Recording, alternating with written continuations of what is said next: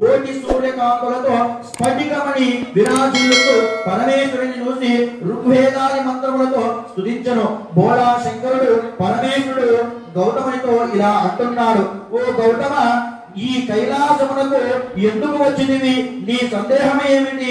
ఈ విషయమును వివరించినచో నీ సందేహమును తప్పక తీర్చగలను అని అనగానే గౌతముడు, ఓ సదాశివ, మానవ లోకంలో ఉన్న మానవులందరూ అనేక కష్టములు అనుభవించుతూ దుఃఖముతో మునిగితే తేలుచున్నారు. కావున వారి కష్టములను నివారించు సులభమైన ఉపాయమును తెలుపమని భక్తాభీష్ట వరప్రసాదమని నిన్ను నేను వేడుకుంటున్నాను అని తెలిపాను. ఓ ఆ గౌతముని మాటలు ఖండించి పరమేశ్వరుడు ఈ విధంగా పలికెను, లోక కళ్యాణము కోరే ఓ గౌతమ, నీ పరోపకారి బుద్ధి ఎంతో ప్రశంసనీయము. మానవ లోకములో మనుష్యులు ఉద్ధరించుటకు సులభమైన ఉపాయాలను వివరించుచున్నాను. అనేక వ్రతములలో ఉత్తమమైన ఉమామహేశ్వర వ్రతము ఒక వ్రతము వివరించుచున్నాను. ఈ వ్రతమును నిష్ఠతో భక్తితో శ్రద్ధతో ఆచరించిన వారికి సమస్త కోరికలు నెరవేరుతాయి, అంత్యమంతో నా దగ్గరకు రాగలను అని చెప్పాను. పరమేశ్వరుని మాటలు విన్న గౌతముడు సంతోషించి, ఓ సదాశివ, ఈ వ్రతమును ఏ విధంగా చేయవలెనో, అందులో క్రమము ఏమిటి, దాని వలన కలుగు ఫలితములు ఏమిటి అని ప్రశ్నించారు.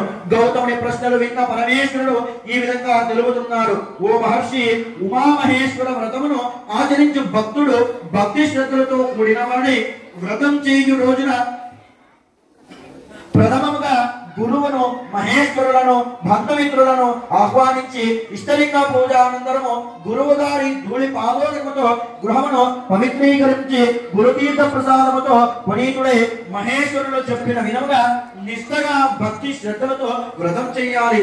నివేదనంగా అరటి పండ్లు, ఆవు పాలు, నెయ్యి, చక్కెర, గోధుమ పిండి మున్నగు వాటిని ఒక చోట కలిపి నివేదించవలను. భక్ష్యములు మహా నైవేద్యంగా సమర్పించి కర్పూర రహిత తాంబూలములను దక్షిణము సమర్పించవలను. గురువులకు, మహేశ్వరులకు సంతృప్తి భోజనముతో పాటు శక్తి కొలది సత్కారము దక్షిణను ఇవ్వవలను. బంధుమిత్రులకు భోజనము పెట్టి తాంబూలం ఇవ్వవలను. నృత్య గీతాది మంగళ మహారాజోపచారములతో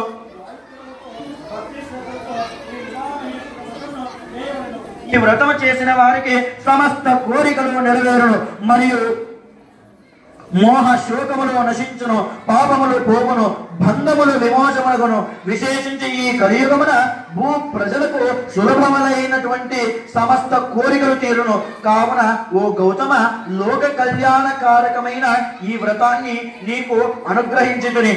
దీనిని నీవు అందరికీ ప్రచారము చేసి ఫలితము పొందుట వల్ల చేయమని పరమేశ్వరుడు ఆజ్ఞాపించను. శ్రీ స్కాంద పురాణే ఉమామహేశ్వర కంటే ప్రథమోధ్యాయ. శ్రీ ఉమామహేశ్వర స్వామికే, ఉమామహేశ్వర స్వామికే.